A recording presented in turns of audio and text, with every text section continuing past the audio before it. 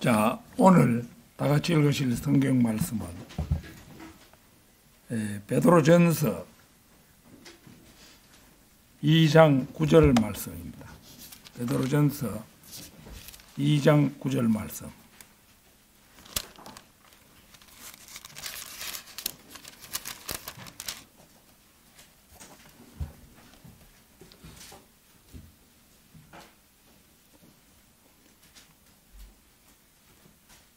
베드로전서 2장 9절 다 찾으신 줄 알고 받들어 읽겠습니다.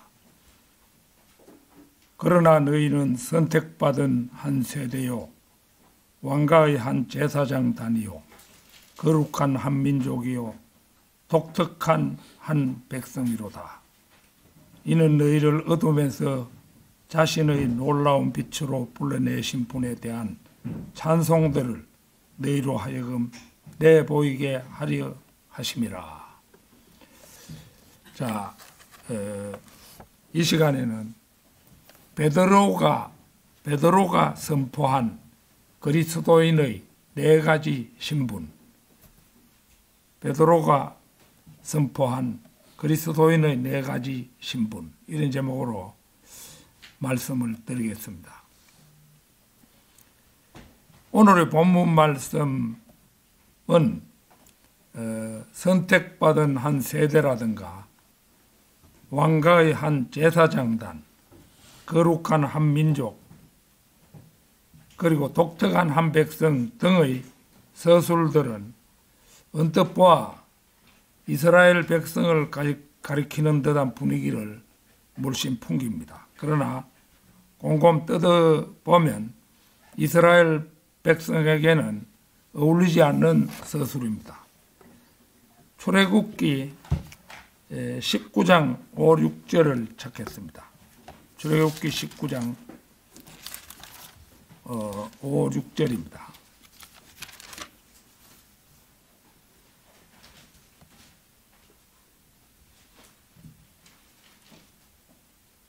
그러므로 이제 만일 너희가 진정 나의 음성에 순종하고 나의 언약을 지킨다면 그때 너희는 나에게 모든 백성들보다 뛰어난 하나의 독특한 보물이 되리라. 이는 온 땅이 내 것이기 때문이라.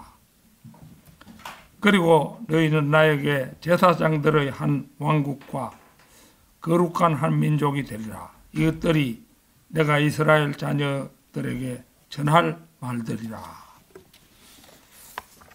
여기를 보면 하나의 독특한 보물, 제사장들의 한 왕국, 거룩한 한 민족, 이런 말이 나옵니다.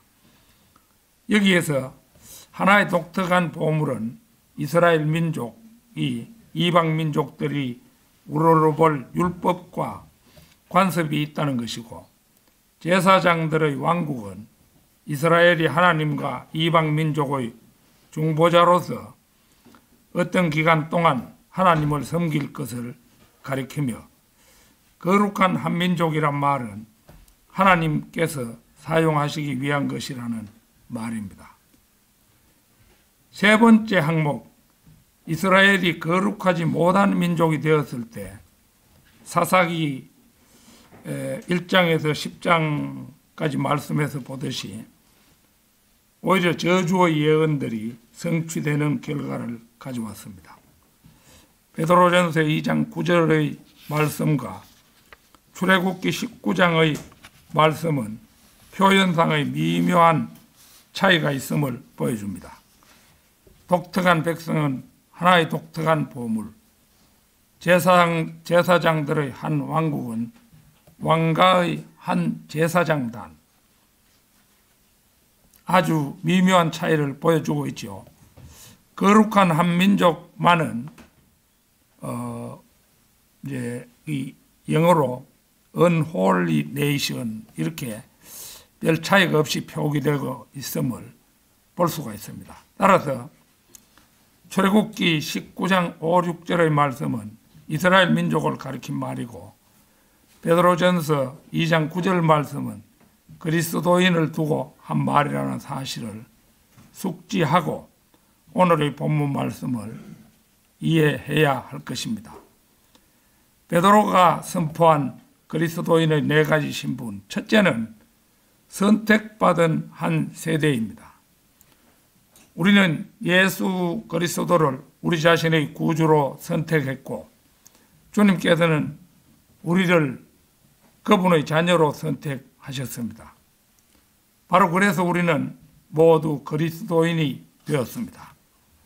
주님께서는 우리를 양자로 입양하셔서 하나님의 자녀가 되도록 우리를 선택하셨습니다.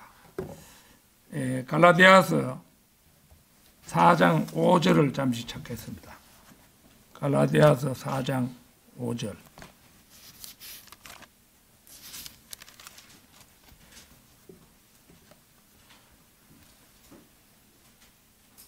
이는 율법 아래에 있던 자들을 구속하려 하심이요 우리로 하여금 아들들로서 입양을 받게 하려 하심이라.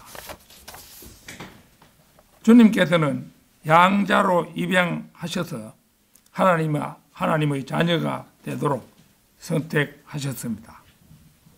하나님께서는 먼저 예수 그리스도를 많은 형제 자매 가운데서 첫째로 나신 분이 되게 하시려고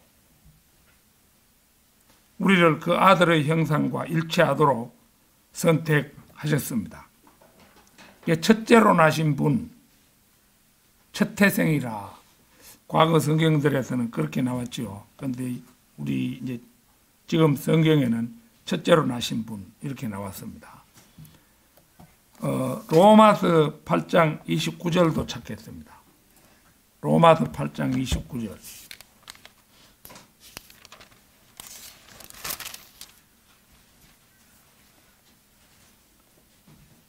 그분께서는 또한 자신이 미리 알았던 자들을 위하여 그분의 아들의 형상과 같은 형상이 되게 하시려고 예정하셨으니 그분으로 하여금 많은 형제들 가운데 첫째로 나신 분이 되게 하려 하심이라. 여기도 첫째로 나신 분 이렇게 되어 있죠. 여러분은 구원받고 그리스도의 형제가 되었지요. 즉 하나님의 자녀가 되었습니다. 그래서 우리 모두는 하나님을 아버지라고 부르게 되었습니다.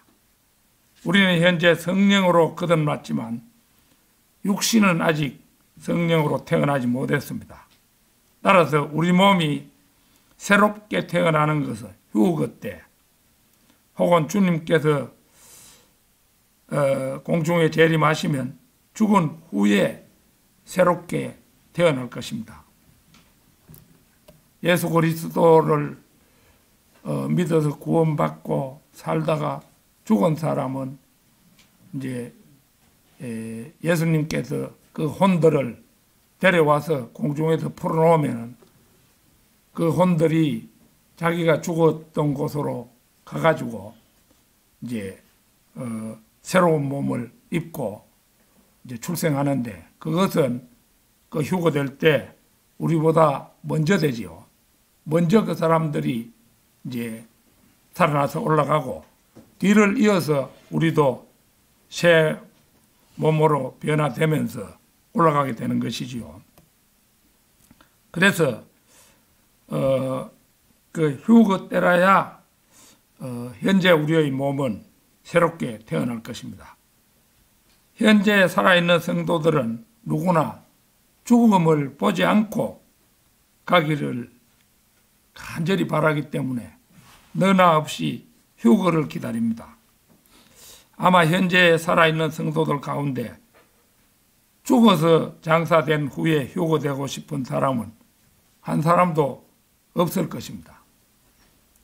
르카만 목사님도 그렇게 연세가 많으시면서도 참 그분의 뜻으로는 기어이 산채로 휴거돼야 되겠다 이렇게 작정하고 계셨을 것이지만 그분은 끝내 돌아가시고 말았죠. 그러니까 그러나 그분이 부활할 때는 우리보다 한 걸음 앞서서 부활하게 될 것입니다. 저 역시도 나이가 제법 많습니다만 살아서 이대로 휴고되고 싶지 죽어서 휴고되고 싶은 생각은 현재 상태로는 10,000분의 1도 없습니다. 그러나 그 일은 주님께서 제 생명을 연장해 주셔야만 산채로 들림받을 수 있음을 저 역시도 잘 알고 있습니다. 내 소망은 휴고되기를 간절히 바라지만 하나님께서 안 돼, 너는 죽었다가 왁 하면은 도리 없는 일이죠. 그러나 죽어서 휴거되든 살아서 휴거되든 우리는 장차 예수님의 부활하신 완전한 몸을 입게 될 선택받은 한 세대임은 분명합니다. 베드로가 선포한 그리스도인의 4가지 신분. 둘째는 왕가의 한 제사장단입니다. 하나님의 자녀가 된 사람은 누구나 왕가의 한 제사장단에 속하게 되었습니다. 그 옛날처럼 레위인들만 제사장이 되는 게 아니라 우리들 모든 그리스도인들이 제사장단에 속하는 것입니다. 합창단이라면 그 수가 많잖아요. 단이라면은.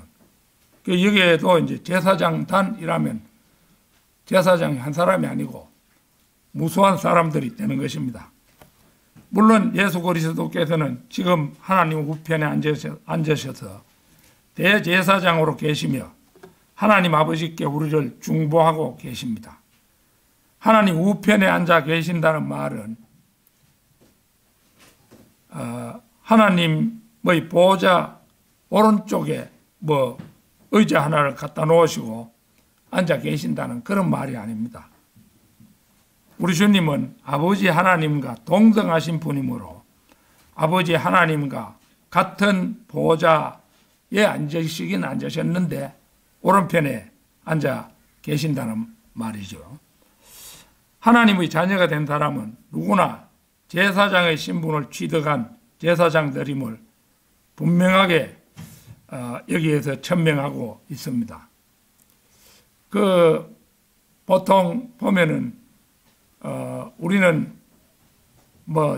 죄를 지으면은 옛날 율법 시대 같으면은 죄를 지을 때마다 가서 제사함을 받고 짐승도 잡아 바치고 해야 되겠지요.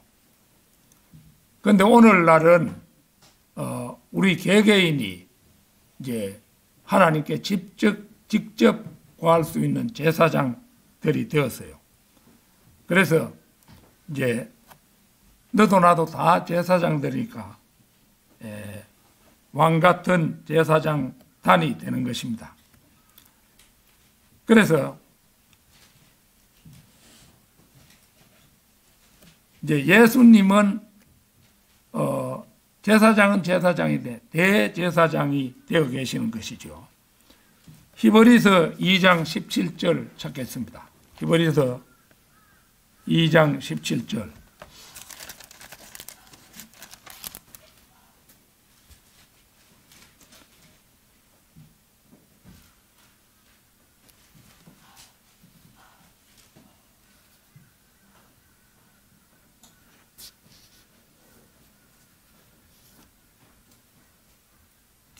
이런 이유로 모든 것들에서 자신의 형제들 같이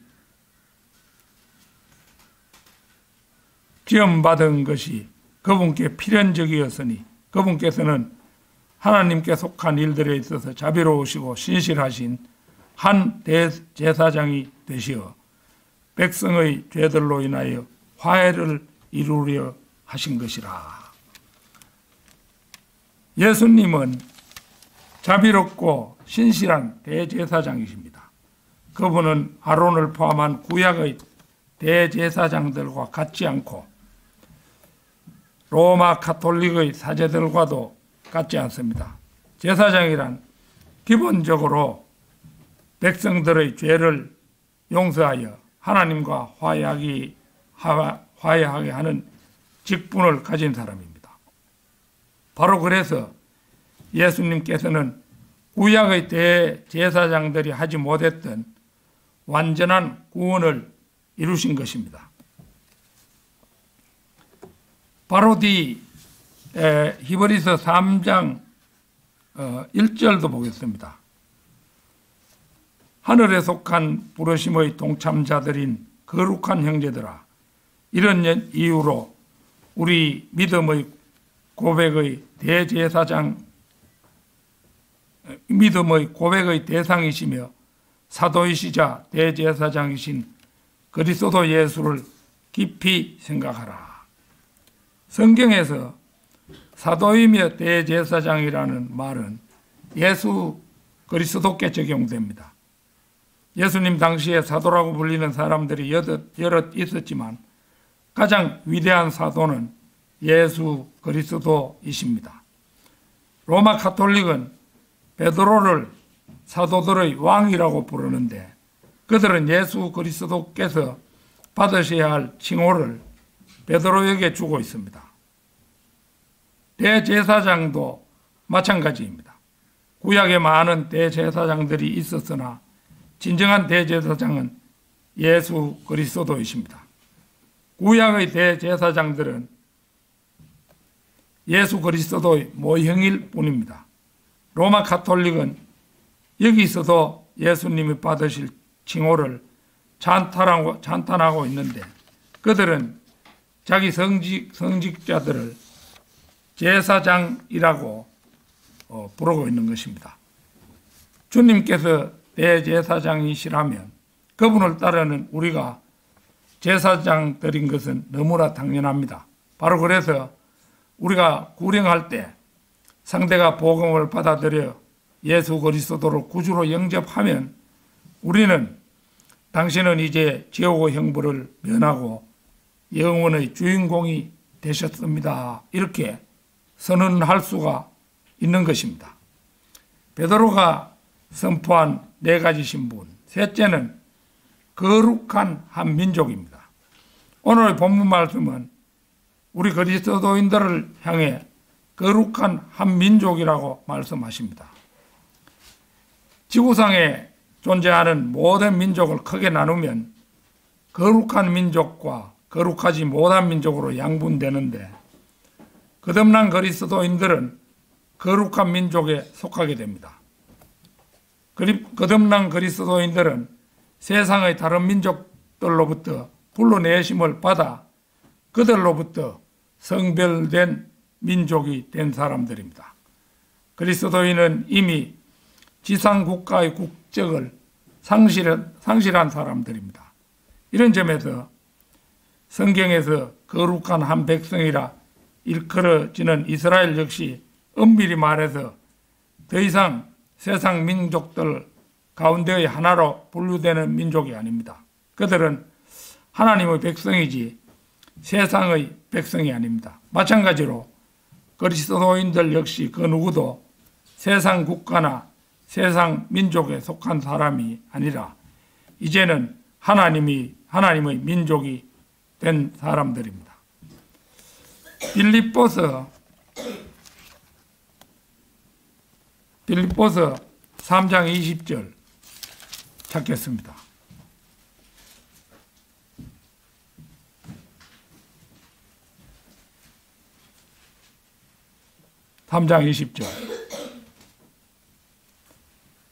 이는 우리의 생활 방식이 하늘에 있기 때문이라. 우리는 또한 그곳으로부터 오시는 구원자를 고대하나니 곧 예수 그리스도시라. 우리의 구주도 그곳에 계시고 우리의 관심도 그곳에 있으며 우리의 본향도 그곳이고 우리의 보물도 그곳에 있으며 우리의 사랑하는 자들도 그곳에 있습니다. 왜 우리의 시민권이 그곳에 없겠습니까? 자기들의 배를 섬기는 사람들은 그들의 보물도 여기 있고 그들의 집도 여기 있으며 그들이 사랑하는 사람도 여기 있습니다. 교육, 종교, 과학이 그들의 구주이며 그들이 늘상 땅의 일들에 대해 이야기하고 그 안에서 영광을 누립니다. 그러나 이들의 종말은 파멸이며 그들은 그들 아비 마귀의 형상을 이어받게 될 것입니다.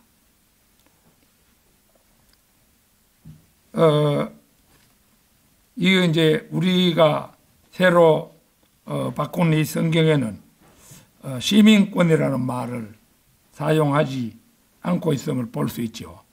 그 20절에 그 빌립보서 3장 20절에 그렇게 되어 있는데 우리 성도들의 끝은 영광이며 예수 그리스도의 33세 된 남성의 몸을 이어받을 것입니다. 여기서 뭐 어른들은 다 33세 반은 다 넘었죠. 다 넘었는데 생각해 보시면 33살 반 이 정도 되면 진짜 싱싱할 때지요. 저도 그 나이에는 굉장히 싱싱했는데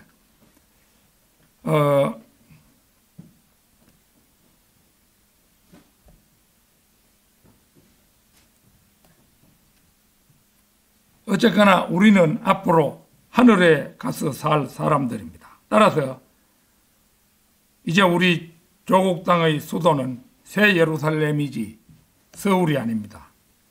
이제 우리의 국적도 한국인이 미국인이 일본인이 하는 식으로 말할 수가 없습니다. 우리는 그리스도 안에서 더 이상 이방인 민족이 아니기 때문입니다. 그리스도 안에 있다는 사실이 어찌나 강력한 의미를 갖는지 여기에서는 영적으로 남자와 여자의 구별조차도 없습니다. 우리가 만약 그리스도 안에 있으면서 아직도 남자나 여자라고 생각한다면 우리가 그리스도 안에 있다는 사실의 그 강력한 의미를 아직 실감하고 있지 않기 때문에 그렇게 생각하는 것입니다. 우리는 그리스도 안에서 남자도 여자도 아닙니다. 우리는 그냥 거룩한 민족일 뿐인 것입니다. 베드로가 선포한 그리스도인의 4가지 신분. 넷째는 독특한 한 백성입니다. 오늘 본문 말씀은 마지막으로 우리 그리스도인들을 향해 독특한 한 백성이라고 말씀합니다. 그리스도인이 독특한 백성에 속한다는 사실은 뭐니 해도 영원한 생명을 지녔다는 점에서 그러합니다. 그리스도인이 영생을 가졌다는 사실이야말로 다른 백성들과는 극명하게 구별되는 독특성입니다. 지금 현재 우리가 영적으로는 천상에 가 있다든지 하늘나라 시민권을 가지고 있다든지 그리스도께서 나타나실 때 휴거된다든지 썩지 않는 새 몸을 입게 된다든지 그리스도 심판 때에 상을 받게 된다든지 주님의 신부로서 하늘에서 혼인잔치를 열게 된다든지 천년 왕국에서 주님과 함께 통치에 참여하게 된다든지 백보자 심판에서 주님과 함께 산자와 죽은 자를 심판하게 된다든지 하는 사실들이 모두 그리스도인들이 독특한 백성임을 말합니다.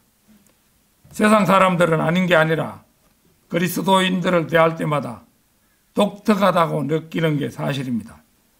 좋게 말해서 독특하다는 것이지 실은 이들이 그리스도인들을 보고 별난 사람들이라거나 기묘한 사람들로 느끼기 일쑤입니다. 하기는 하나님의 자녀가 세상 사람들과 같아서야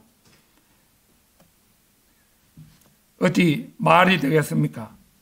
예컨대 누가 우리를 보고 이렇게 평가한다고 생각해 보십시오. 아무개는 그리스도인이긴 하지만 어디서나 그리스도인 티를 내지 않고 우리들과 잘 어울릴 줄 아는 아주 멋진 사람이야. 이렇게 평한다고 생각해 보십시오. 우리는 이 평가에 대해 칭찬으로 받아들일 수 있겠습니까? 그럴 수 없겠지요. 그거는 그리스도인으로서는 대단한 흉이라고 할 수가 있겠지요. 우리는 이 평가에 대해서는 그 말을 들으면 내가 이거 그리스도인으로서는 한참 잘못되었구나. 이걸 적시에 깨닫고 부끄러워해야 할 것입니다. 어디 술자리 같은 데 앉아가지고 그리스도인이 옆 사람들 술 마시는데 슬쩍슬쩍 한두 잔씩 거들면서 거기 앉아가 있으면 안 되겠죠. 안 그렇습니까? 그런데 내가 이제 보니까 술에 대해서 특히 구분하는 사람들이 우리 바이블 빌리버들이에요. 조금의 술도 자기가 아는 이상에는 마실 수가 없는 것입니다. 모르고 술인 줄 모르고 잠깐 한 모금 마셨다가 뱉을 수는 있겠지만은 대놓고 마시는 사람들은 아니죠. 그래서 우리 그리스도인들은 그렇게 독특한 사람들입니다. 그리스도인 티를 내지 않는다는 것은 그리스도인으로서는 최고로 수치스러운 일입니다. 결론적으로 오늘의 본문 말씀 그 하반절을 보겠습니다. 하반절은 이제 절반 이하의 쪽을 보라는 그 말이죠.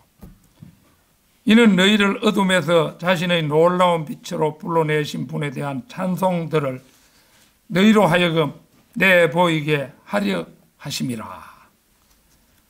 우리가 믿음으로 말미암아 하나님의 은혜로 구원받은 것은 어두움에서 빛으로 불러냄을 받은 것입니다.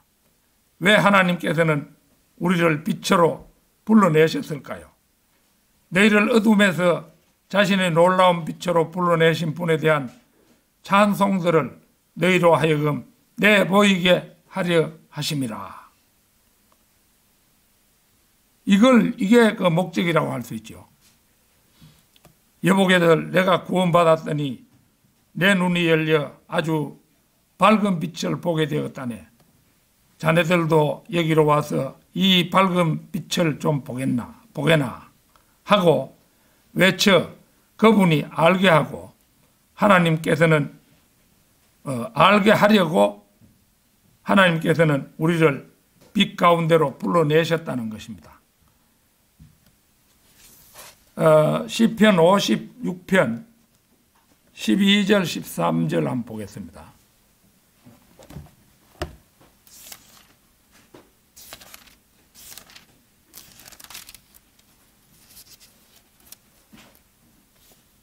시편 56편 12절 13절. 오 하나님이여, 당신의 서원들이 제 위에 있나이다. 저는 당신께 찬송들을 돌려드리겠나이다. 이는 당신께서 저희 혼을 죽음에서 구출하셨기 때문이니이다. 산자들의 빛 가운데 계신 하나님 앞에서 제가 살아갈 수 있도록 친히 저의 두 발을 쓰러짐으로부터 구출하지 아니하시겠나이까. 오 하나님이여, 당신의 서원들이 제 위에 있나이다. 이게 무슨 의미입니까? 하나님께서 우리를 구원해 주셨습니다. 우리를 그냥 구원만 해주고 만다는 뜻이 아닙니다. 네가 알게 된 진리를 남도 알 수 있도록 하라는 하나님의 서원이 우리에게 있다는 의미라고 할 수가 있습니다. 그러니까 이제 우리가 구원받은 사람은 어디에 가면은 구원받은 티를 단번에 내야 됩니다. 구원 안 받은 것처럼 받았는지 안 받았는지 불분명하게 그렇게 앉아 있어서는 안 된다는 거죠. 하나님의 서원이 우리에게 있기 때문에 어느 장소에 가든지 자랑스럽게 그리스도인임을 표할 수 있어야 한다는 것입니다. 바로 그래서 저는 당신께 찬송들을 돌려드리겠나이다. 이는 당신께서 저희 혼을 죽음에서 구출하셨기 때문이니이다. 그분께서 우리의 혼을 죽음에서 구출하셨기 때문에 우리도 그분께 찬송을 돌려드리는 것이 마땅하다는 것입니다.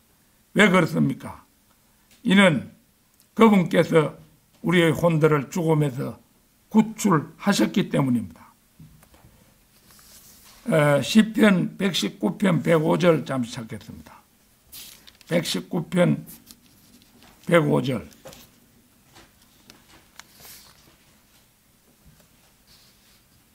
당신의 말씀은 제 발의 등불이요 제 행로의 빛이니이다. 이 말씀은 하나님의 말씀이 곧 빛이심을 선포하고 있습니다. 우리가 주 예수 그리스도로부터 받은 빛을 흑암 속을 헤매는 사람들에게 더 넓게 더 멀리 비출 수 있는 성도 여러분이 되시기를 진심으로 바랍니다. 다 같이 기도드리겠습니다.